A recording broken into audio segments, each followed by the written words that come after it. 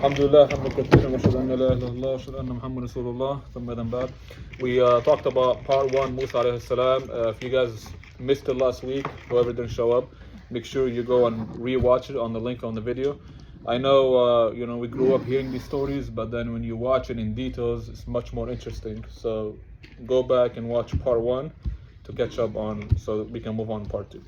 Now, we left off with the magician being killed one by one, and Allah began to send them signs. So the first 2 signs was the hand, which is the whiteness of the bright, which was brighter than the sun. The second sign was the snake, the big snake.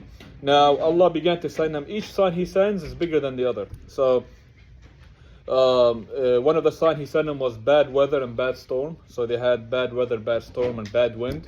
And the chiefs would go to Musa alayhi salam, and they will call him, "O magician, go to your Lord and tell him to stop this punishment, and we will follow you."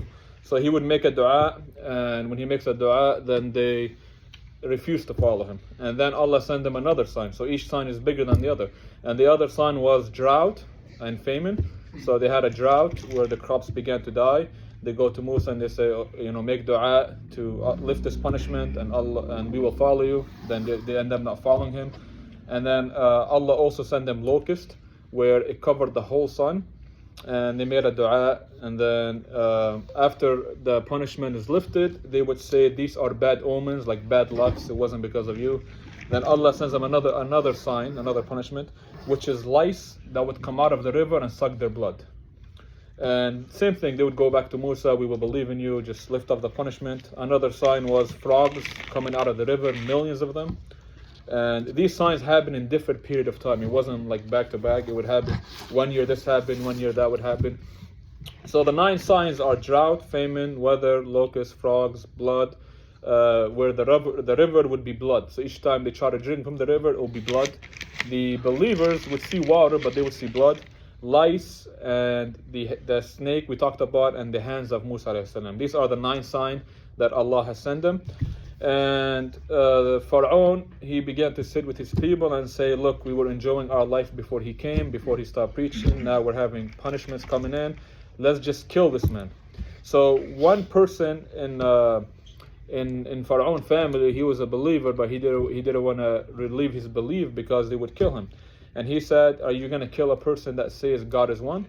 And if he's a liar, then let him be. He will die by himself. And if he's a truthful, if he's a prophet, and you try to kill him, then we know, Allah, God is going to come in with punishments. He's going to destroy us. So just leave the person be, because Pharaoh wanted to kill this man.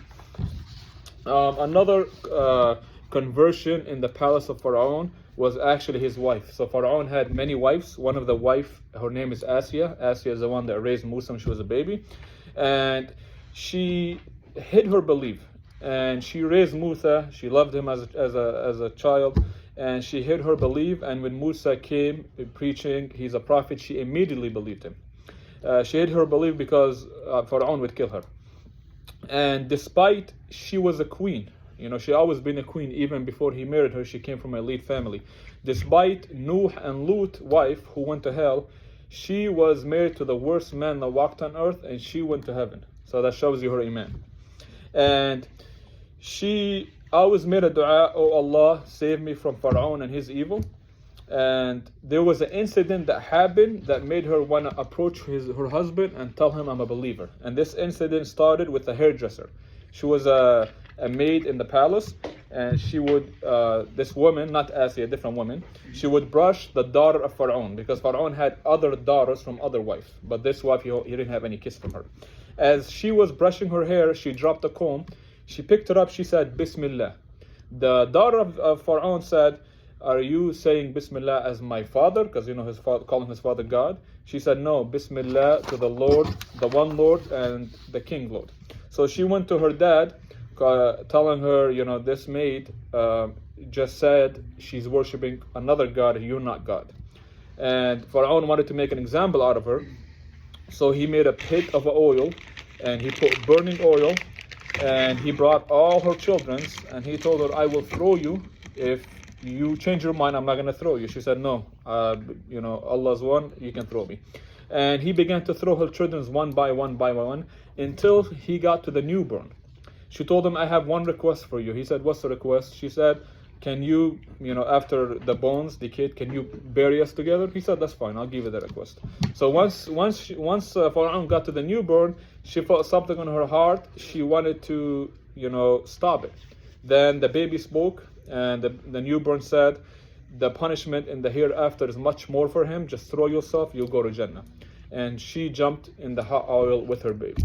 Prophet Muhammad later on, when he went to Isra Mi'raj, he smelled a really beautiful smell, and he asked Jibreel alayhi salam, what is the smell? He said, this is the woman who threw herself in the pit of the oil for the sake of Allah, and her smell from the Jannah. And when Asiya, which is the one who raised Musa, she seen all this, she went up to Pharaoh, her husband, and she said, I am a believer. Because she seen how much iman this maid had that threw herself. She said, I am a believer. He told her, do you know what I will do for you? Like telling her, do you want to take back what you said? Because I will punish you in the worst way. She said, do whatever you want to me. I am firm on what I believe. Now, as I said, Asiya always been a queen. When he married her, she was already a queen. And she is willing to throw everything she has. She had all the gold. She had everything she wants in life. She's willing to throw it just to say God is one. Now, Pharaoh tortured her in the worst way possible. And the other wives were laughing at her. And she made a dua, oh Allah, build me a place with you in Jannah. Build me a house better than this with you in Jannah. Now, the way he tortured her is the worst way you can imagine. He hung her up, and he was painfully torturing her. And she would smile, she wouldn't feel pain. And the reason she wouldn't feel pain, because Allah opened up the sky and she sees her place in Jannah. When she sees her place in Jannah, she would laugh more and more. So the more he tortured her, the more she feels absolutely no pain. Pharaoh said, she's maniac, she's crazy. There's no point of keep torturing her. Just he pushed her off a cliff, and he got a rock off the cliff, and he pushed the rock. He had the soldier do that, and she got smushed in pieces. Now, Pharaoh is killing Bani Israel, and Bani Israel complained to Musa, he was killing us before you came, and now he's killing us after you came. And he told his people, this is the time that you need to be firm, you need to fully submit. Now, before the signs, they would complain to Musa.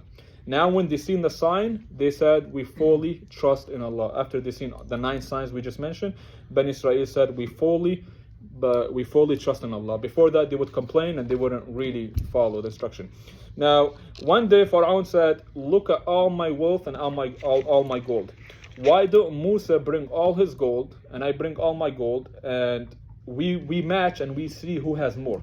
So Pharaoh is saying, let Musa go to Allah and get money from Allah, and let's see who has more. And then Pharaoh made a statement, why don't Musa bring angels, tie them up, and make them his servant? Because in ancient Egypt, in historian Egypt, they would tie up slaves, they would put them in chain, tie them up, and they do that as to show off how powerful they are. This is based on history, and this is also based on the hadith that we hear about. When Musa heard that, he finally made a dua. Each prophet has their tipping point. They don't make the dua until they reach their tipping point. So he called out to Allah. He said, oh my Lord, you have given Pharaoh a lot of wealth and beauty. Did you give him all this so he can disobey you? Musa's making dua. Did you give him all the money and all the wealth so he can disobey you? Destroy his wealth, because he will never believe until the punishment comes. You send so many signs, they're not going to believe until the severe punishment comes. And Pharaoh was next to him saying, Ameen, Ameen. Harun was next to him saying, Ameen, Ameen, his older brother. And Allah instructed them to leave at night. So he instructed every Bani Israel to leave at night. Now, this wasn't an easy exercise, because there are over 800,000 of them. And, when you're moving 800,000 people at night, they're going to be moving slow. They're not going to be moving as fast as the army. So when Pharaoh heard that they're leaving at night, he said, let them go. I will catch up to them the next day. He was too lazy to follow them. Because Pharaoh had horses, he would definitely catch up. He had horse, he had an army, they would catch up to them. They're moving very slow because they got children, they got kids, they got big population moving all at once. They're going to be moving at a slow pace. So by morning, they got to the Red Sea, and then they look behind them and they see a big army behind them. And Bani Israel said, now we are in trouble, he is going to kill us. And then Musa said, never. I trust in Allah and Allah will save us. So Allah instructed Musa to, with his stick that he has, to strike the sea. When he struck the sea split in half. One side as big as a mountain, the other side is as big as a mountain. And Bani Israel began to walk through the sea. Now the floor is supposed to be wet and it's supposed to sink in the floor, but Allah made it dry so they were able to walk fine. By the time Pharaoh got close, he said, he's telling his army, you see these two big seas? This happened for me, I made this. Because he's still claiming himself to be God even to the end. Now, when Bani Israel got out of the other side, Pharaoh began to enter the Red Sea, which he had two mountains, one mountain on one side, one mountain on the other side. Musa struck his stick to the water, and both mountains collapsed on top of Pharaoh. And when he began to drown, he said, La ilaha illallah wa ashhadu anna la ilaha illallah, and I am a believer and I am a Muslim, and I believe in Bani Israel. So I believe there's no deity but one. So now he's saying, La ilaha illallah. Now he said, I'm a Muslim, now I follow Bani Israel. Because Bani Israel were Muslims, they submit to Allah. And once death comes to you, it's too late. There's no repentance. Once you see death, once death reaches, it's too late. Before death, you can ask for forgiveness, Allah will forgive you. Once death reaches you, it's too late. And Angel Jibreel was kicking his stomach and throwing stones in his stomach.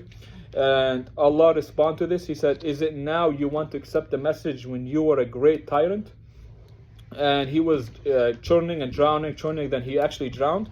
Then the earth spit him up. When the earth spit him up, his body got to the shore of Bani Israel, and now they see this tyrant that was killing them for decades, dead, calling himself God, dead on shore. And Allah said, this is a sign to humanity. To this day, his body did not decay. His body will not decay until the day of judgment. This is a sign of Allah's punishment to this day. Now, when Bani Israel got to shore, as they're walking, the event ended with Pharaoh. They began to see people worship idols. So Bani Israel went up to Musa and said, we want to be like them, we want to worship idol. He told them, you are people of arrogant, Allah just saved you. Do you not know these people are completely wrong? They're worshiping idols. Now they began to want water, they want food, they want crops.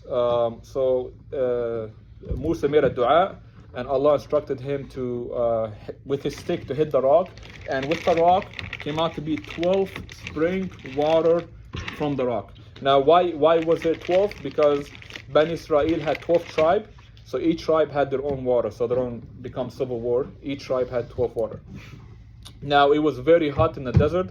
Musa made a dua, and Allah created a barrier between them, a cloud between the sun and them, so that way it's not hot.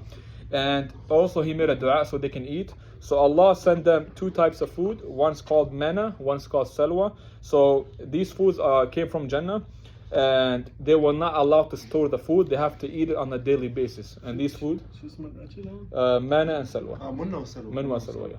Now these foods came from Jannah. They were not allowed to store the food. They have to eat it on a daily basis. And manna was kind of sweet. It was sweeter than honey and whiter than snow. And salwa was actually a bird. So a bird would come down, they would have to catch it, and they would roast it and eat it. And that was, they didn't have to, experience hunger. They didn't have to worry about water. They were fed on a daily basis. Now, Musa ﷺ went up to his people and said, remember that the favor Allah has upon you. He saved you. He given you all this. O my people, Allah wants you to enter the Holy Land, Palestine, and do not turn your back or you'll be losers. Now, Bani Israel, they responded differently. They said, we don't want to go there because there's a tyrant, just like Pharaoh, killing people there. And then Musa is telling them, what's the matter with you? Allah is going to give you victory. Come into the Holy Land. And you, at one point, you were the scum of society, and Allah destroyed your enemy and prefer you over them and raised you on top of your enemy. And they said, oh Musa, we will never enter it. You and your Lord go fight. We're just going to sit right here. We're not going to move from here. So Musa ﷺ made a dua. He said, oh my Lord, I only have power on me and my brother. So separate us between us and the Fasiqun. And Allah was angry with them. He sent them a punishment, and the punishment was for 40 years they'll be lost in the desert. They will not be able to enter for 40 years. So 40 years they were lost. They were lost in the desert. And many historians say, why didn't they want to go and fight? The experience of Pharaoh and his army, they would rape women, they would kill, babies, they would raid their houses, steal their money, steal their gold. All that trauma over time made them scared to go and to enter Palestine because, they're a big population. They would have went and they would have been victorious. They were nervous to enter it because of the experience they had with Pharaoh. And Pharaoh was the worst tyrant and the worst man that ever walked on earth. Musa, he asked Allah for laws. He wanted a book and a script. So Allah instructed him to fast for 40 days. And he told his brother, I'm going to leave after 40 days of him fasting. I'm going to leave. So make sure you do right and do not let the corrupt take over. Make sure that you watch over them. And when Musa got to Mountain Tur, Allah asked him, why did you come early? He said, I came early because, I love you, Allah, and I really want this revelation. I really want this book. And Musa asked Allah, he said, oh Allah, I'm a believer. I speak to you, I hear you, but I want to see you. Allah responded, you will never be able to see me with the eyes you have, but you see that mountain over there? If the mountain stays still, then you can see me. So when Musa looked at the mountain, Allah revealed the light to the mountain. The mountain completely got destroyed. Musa fell unconscious. Once he regained consciousness, he said, glory to Allah, I seek forgiveness for what I have asked. And then Allah tells him, oh Musa, I have picked you over two things. I have spoken to you and I have made you a messenger. And here's the Torah, which is the book. Now Musa was given the book and it was already written. Musa didn't have to write the book. Musa didn't have to memorize the book. The book was already written, given to Musa. So when Musa went back to his people with the Torah, when he went to his people with the Torah, he was shocked to see people who are now worshipping a calf. A calf, it was like a golden calf. It was made out of gold. And he grabbed his brother by his beard. He said, oh my brother, why didn't you stop these people from committing shirk, from worshipping idols? His brother said, oh son of my mother, do not grab me by my beard or my head. I was afraid that if I would have done something, I would have caused basically both community to divide. And you would have told me, why didn't you wait for me? Why didn't you wait till I came? And Musa, Allah told him who started this worshipping idol. His name was Al-Samir. And Al-Samir basically said he seen Angel Jibreel and the dust. So he took this dust and then he ordered few people to bring the gold that they got from Pharaoh. They melted the gold and they made that gold into a calf.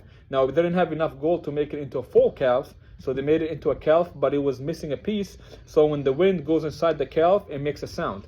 And when it makes a sound, he will tell people, look, what kind of gold makes a sound? This is God. You should worship this. And that's how, not all Bani Israel was worshiping it, but few group were worshiping the calf. And then when Musa came to Samir, he asked him, what have you done? He said, I seen something that you didn't see, and my soul told me to do this. And he told him, your punishment will be for the rest of your life, you'll only say one word, do not touch me, do not touch me. So if anybody comes near him, Samir says, do not touch me, do not touch me. It's some type of disease.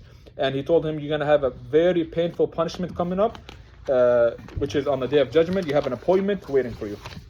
Now they threw the calf in the water, and Musa relieved the 12th commandment. And the 12th commandment, Bani Israel were stubborn, didn't want to accept the commandment. So Allah lifted a mountain and he put it on top of them, and they began to see the mountain coming down slowly, is about to crush everybody. And then they said, we promise we will follow the commandment. And the mountain was put back where it went. And they accepted the 12th commandment. And Bani Israel said, oh Musa, you are the chosen one. After some time, we want to come with you to listen when you speak to Allah. So Allah told Musa, you're allowed to get 70 people. They're allowed to come and they're allowed to listen to what him and Allah speak. So they can sit down and listen. When they went there, they listened to Allah and Musa speaking. They said, this is not enough. We want to see Allah. And when they said that, Allah got angry. He sent the lightning. The 70 people died. and Musa made dua, and then Allah resurrected them, so they came back to life. Allah brought them back to life so they can be thankful. So what are the 12 commandments that Musa brought? To this day, they're still in the Jewish scripture. So do not have any other God, do not worship idols, do not disrespect or use God's name. Remember the Sabbath, which is a Saturday. It's a holiday for them. They're not supposed to work. They're not supposed to, it's a holiday, so they fast on Saturday, but they're not supposed to work. Honor your mother and father. Do not commit murder. Do not commit adultery. Do not steal. Do not tell lies. And do not be envy of others. So another story was the story of a fisherman. Saturday, they're not allowed to work. So Allah tested a few groups of them, and they would see fish on a Friday, but Saturday they would see also fish, but Sunday they would see no fish. So on Friday they would try to catch the fish, they would catch some fish, but Saturday they would see way more fish.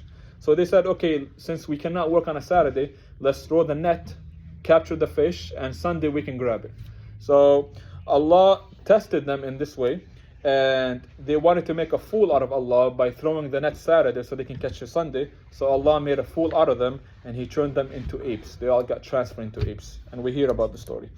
The 12 tribes of Bani Israel, they wandered in the desert because their punishment is to wander in the desert. They went up to Musa and they said, you know, this food is good, that's coming from Jannah, but we miss the cucumbers, we miss the garlic, we miss the wheat, we miss the onion. Can you ask Allah to give us these food back? We miss them from the Pharaoh time.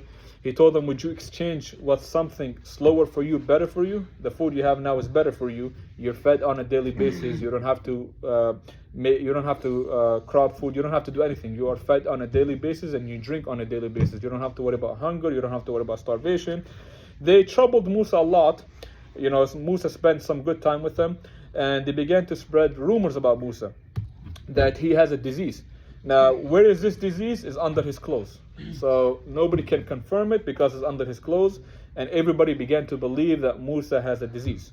And Allah wanted to put these rumors to stop. So one day Musa was taking a bath, and he made the rock move around. Musa was chasing the rock, and a group of people seen that he doesn't have a disease because he was naked chasing the rock. He doesn't have a disease, and that was confirmed that he didn't have a disease. Allah wanted to clear this up.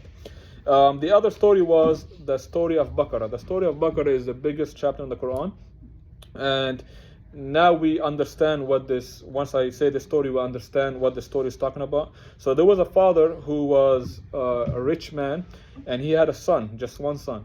And when the father died, the son inherited all the money. And his cousins became very jealous of him, so they killed him. Now there was a mystery and debate who killed this man. And Musa made the Bani Israel went up to Musa and said, you know, we want to know who killed this man. There's a lot of debates. It's causing difference in the community. He said, Allah has commanded you to sacrifice a cow. That's all you have to do. Now, Allah gave them an easy commandment. Sacrifice a cow, you will know who killed the person. They made it into a difficult commandment that Allah made the situation even more difficult. They went up to Musa, they said, you know, we can't sacrifice any cow, we need details. How old is the cow? Musa told them the cow shouldn't be too old or too young, it needs to be in the middle. And then they went back to Musa and said, what color should it be? He said it needs to be a rich white color, and it needs to attract the people, like it needs to attract your eyes. Then they looked for cows, they came back to Musa, they said, we are confused, we found a couple cows that matches this color, we need more details. So they're making the situation more and more difficult. They told him it must be a cow, it has no mark, it never did any work for human, and they told him, now you have came with something very understandable. So the last one was a difficult thing, a cow that never did any work for human, that seems very difficult. So they told him, now you have came with something. So they began to hunt for this cow, and it took them time to finally find this cow. So this cow belonged to, there was a dad who was dying, and the dad took the calf, it was a baby calf, he released it in the wild. And the reason he released it in the wild, because the dad knows the people around him is gonna steal this calf, because people take advantage of orphans, people take advantage of widows. So he knows people are gonna steal it, so he released it, and he made a dua that Allah takes care of his family. So as the boy got older, the mom said, you know, your dad, when you were young, he released a cow in the forest, go and try to find it. So as the boy, he got older, he went to look for it. He found the cow. The calf became a cow now. And when he found it, he seen a group of people looking for a cow that matches this description. So the group of people said, can we buy it off of you? The man said, I have to speak to my mom because, this was my dad's cow. I have to speak to my mom and I will let you know how much. So he went up to his mom. They agreed on a big bowl of gold. He went back to them and said, this is what I'm offering.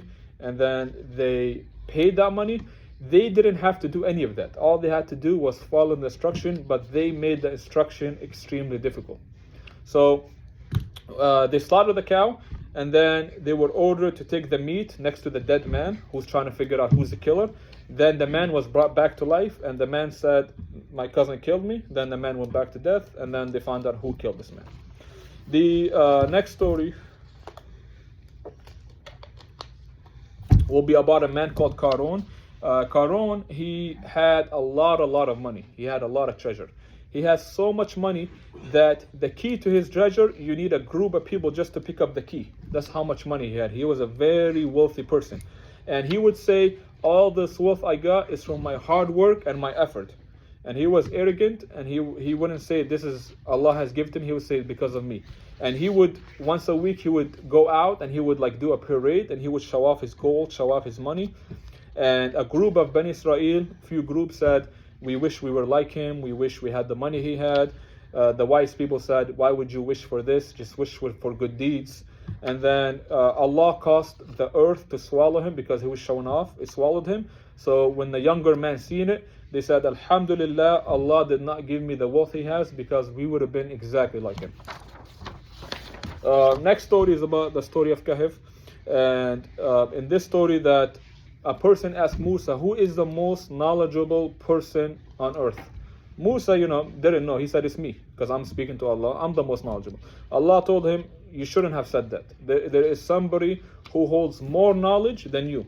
And not everybody can hold all the knowledge. Every person holds pockets of knowledge. One person can hold knowledge of this. Another person can hold a different knowledge. Nobody can hold all the knowledge there is. So Allah told him, there's a person that has more knowledge than you. Musa really wanted to meet this person. And Allah instructed him to leave. And he left with a young man. And when they left, the way they would contain food is they would have a live fish in a container. So that way the fish doesn't go bad. And when they get tired, they'll cook the fish. And they walked many miles until they reached two sea that met with each other. Musa rested behind the rock. And as he was resting, the fish, he slept. The fish jumped off from the container in a miracle way. And it kept literally not walking, but kept pounding itself. And the person's trying to catch it, the younger man. And it made itself from one destination all the way to the sea. And the younger man said, when Musa get up, I don't want to wake him up from his sleep. I'm going to tell him what happened. And when Musa got up, the person forgot. And they began to walk many miles. And then Musa said, we have walked a many distance. Bring out our lunch. I am hungry. Then the young man said, the shaitan has made me forget. I forgot to tell you that the fish jumped out of the container and kept walking many miles in a miracle way. He said this was a sign that we need to sit at that place, so we need to retrace our footsteps. And anytime you forget something good, that's from shaitan. That's why he said it's from shaitan. So one thing we say is Allahumma salli ala Sayyidina Muhammad. It gives you a better memory. And they began to retrace their footsteps until they went back to where they slept. Then they seen a man with the hoodie, and he was a pious man. This person was not a prophet, but he was a pious man. He followed the Sharia of Musa alayhi salam, but he had knowledge that Musa didn't have. Now, when the man see Musa, he said, are you the same Musa from Bani Israel? Like, he was shocked to see Musa walked all this way to meet him. Because, this Khidr, his name is Khidr, he heard about Musa and Pharaoh and that story. And he told him, I want to follow you and I want to gain some knowledge from you. He said, you're not going to be able to be patient with me. The things you're going to see, you're not going to be able to be patient. And how can you be patient of knowledge you do not know? He said, you will find me among the patient and I will not disobey you. Then Khidr told Musa, do not ask me about anything until I mention to you. So as they got to coast, they got on a ship. They seen a bird that came and took a little bit of water. Then Khidr told Musa, do you see that little water compared to the ocean? That's the knowledge that Allah has over us, and even more. So Allah knowledge is much more than we can ever imagine. Our knowledge is nothing compared to Allah knowledge. His knowledge comprises the whole universe and everything in it. And as Musa was riding the ship, he sees Khidr poking a hole, and then Musa went up to him and said, these people has been good to us. Are you trying to poke a hole to drown the ship? And then Khidr told him, didn't I tell you you're not going to be patient with me? And he said, oh, sorry, I forgot. I won't ask you again. And then when they got to coast, Khidr seen a little boy. He killed the little boy. And then Musa told him, you just killed an innocent person. You are a great munkar. You are a munkar. You're a tyrant. Khidr told him, didn't I tell you you're not going to be patient with me? He said, if I do this one more time, then you don't have to accompany me. Khalas, we just go our separate way. Then they went to a town, and when somebody comes from out of town, you're supposed to feed them. You're supposed to, they're coming up from out of town. Everybody refused to feed them. Nobody wanted to give them water. So they would knock on doors. Everybody refused to give them water or food. Then when they're leaving town, he's seen a wall that's almost about to fall. So Khidr began to pick up rocks and build the wall. So Musa, he's exhausted, he's tired, he's hungry. He told Khidr, at least you can tell them to pay you for what you're doing out of exhaustion. He told him, this is where the promise you made earlier, this is where I go my way and you go your way, and I'm going to tell you what you were not patient with. As for the ship, it belonged to a poor family, and the reason I put a hole in it, because there was a king behind them, taking every ship in front of them, but because that ship had a hole, he left it alone, because he doesn't want to fix it. That's why I poked the hole. As for the boy, the parents were believers. If this boy would have grew up, he would have been an evil person to a point where his mom and dad would have covered for him, whether it's murder, whatever it is, to a point where the mother and the dad would have been a disbeliever with him. Out of mercy from Allah to them, I killed the boy, so Allah gives them another boy who's going to grow up righteous. That's why, the second thing. The third thing, as for the wall, the reason I built this wall, because there's a treasure under it, and it belonged to a two-orphan person, and their dad was a righteous person, and he made dua. If the wall would have failed, people would have seen the gold, and they would have not given it to the orphan, and they would have kept the gold for themselves. That's why I did the wall. Now, the death of Musa, so Musa spent a lot of time with Bani Israel. They were casted for 40 years. Some narrations said he spent 30 years, some 35. When the angel of death came to him as a human form, because angel of death, when they come to the prophet, they don't take their soul, they ask permission to take their soul. Musa didn't react good to the angel of death. He actually slapped him. The angel of death went to Allah and said, did you send me to a servant who's just hit me? Allah told him, go back to Musa and tell him the hairs under your hand, whatever hairs you have, is you're going to live for 1 year. So if you have 20 hair under your hand, you're going to live for 20 years. If you have 10 hair, you're going to live for 10 years. If you have 30, you're going to live for 30 years. So the angel of death went up to Musa and said, Allah has granted you more to live if you don't want to die. Then Musa said, what will be then? So I'm going to eventually die, so I'd rather just die now than later. So let me just die now. Musa really wanted to see Bani Israel enter the Holy Land, Palestine. But Allah declared that he will die before they enter. Musa could have asked to live until they enter, but Musa knows this is a decree from Allah, and maybe perhaps Allah will give him a bigger reward because the way he died, he didn't get what he really wanted. So Musa noticed that, and he said, let me just die now. And if I can die just close to Jerusalem, to a point where you could throw a rock to Jerusalem, that's how close he died. He died close to a mountain with sand, but it was really close to Jerusalem, and he was buried over there. Now, Bani Israel, they spent 40 years wandering in the desert.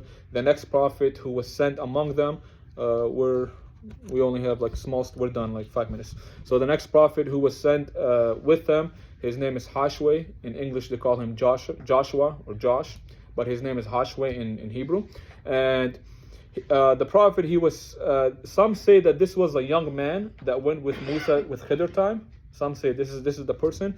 And Hashwe, he took Bani Israel and he entered Jerusalem. But for him to enter Jerusalem, he had to go to a battle. Now, the generation he had with him were new generations. So anybody that worshipped the calf and repented, they already passed away. So every person that entered Jerusalem, either their fresh generation or they're the older generation, but they're the righteous one, not the one that worshipped the calf. And they were victorious against their enemy, but there was one problem. The problem was the sun was setting, and the And if the sun would have set, then the enemies were attacked at night and they wouldn't be able to enter Jerusalem. So he looked at the sun and he told the sun, Allah commands you to set every night, and Allah has commanded me to enter.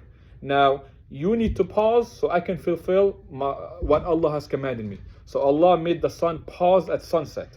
He made it pause. It could be for hours, it could be a long period of time. Then once he won and he entered Jerusalem and he was victory over the enemy, then the sun went down as Allah has instructed. Allah instructed for it to pause, and Allah instructed for it to go down. After Joshua or Hawashwe passed away, there was a lot of civil war. 12 tribes fighting each other, because Bani Israel had 12 tribes. And the next prophet that was sent among them was Hizqeel. Now Hizqeel, which is translated in Ezekiel, his story is, there was a plague at that time, and 1,000 people, they went to hide under the mountain to hide from the plague, from the virus, and Allah has caused these people to die. So Hizqeel was going through a town that was completely dead, and Allah brought these people back to life step by step. So he's seen their flesh and their bone back step by step, and they were brought back to their life. The next prophet, his name is Uzair. His story is mentioned in the Quran. His story, he went through a town that looked completely dead, and he said, how can Allah resurrect this when this has been completely dead? So Allah caused him to die for 100 years. And then after 100 years, he was resurrected. And then he was questioned, how long have you been rested? He said, I've been rested for a day or day and a half. Then it was told to him, look at your food, it's still fresh, it didn't become stale. Because after 100 years, the food is supposed to be stale. Look at it, it's still fresh. And then look at your donkey, it's completely dead. You see the bones on the floor, it's completely decayed. Watch how your donkey will come back to life. So as he's watching, he's seeing the bones coming together, he's seeing the flesh, the veins, the blood, the brain all coming together. Then he sees that the donkey has came back to life. He said, I declare there's no God but Allah, and nothing is impossible for Allah. Nothing. Allah ala kulli shayin qadir, nothing is impossible for Allah. So when he went back to Bani Israel, 100 years has already passed by. Nobody recognized him. Nobody. And there was a lady who she's 120 years old. So when she knew him, she was 20 years old. But the problem is she was blind. So they went to her and they asked, do you know of a man named Uzair? She said, yes, I know of this man, but I cannot see him, so I cannot confirm that's him. But one thing I know about this person, whatever dua he makes, it gets accepted. So whatever dua he makes, it gets accepted. Have him make a dua that I'm not blind no more, so I can see if that's him or not. When he made a dua to Allah, she became not blind, and she sees he's still the same person, he hasn't aged. Then she said, yes, that's him. But Bani Israel did not want to, buy it. So they went to his children's, because he had children's and children's and children's. And he asked his children, your grandpa, do you remember him? Do you remember seeing him? Some children said, yes, we remember he had a birthmark on his back. So they confirmed that that's him. Then everybody, now knows he's a prophet. And the thing is, the Torah has been completely gone. The book of the Torah, because of civil war, because of neglect, Allah has lifted their book. He was the only person that memorized the whole book, because he was there when Musa alayhi salam was there. So he was able to restore the Torah. So he was able to restore the scripture. And then they began to say, after he passed away, they began to say he is son of God. Just like they called Jesus son of God, the Christians called Jesus son of God, the Yahud are calling him son of God. This is it for the stories of Bani Israel.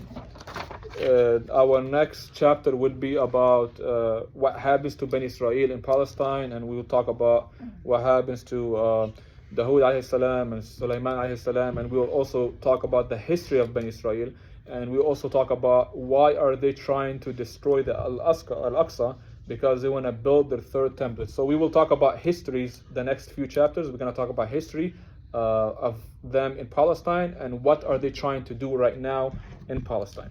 Anybody have a question? Assalamu alaikum.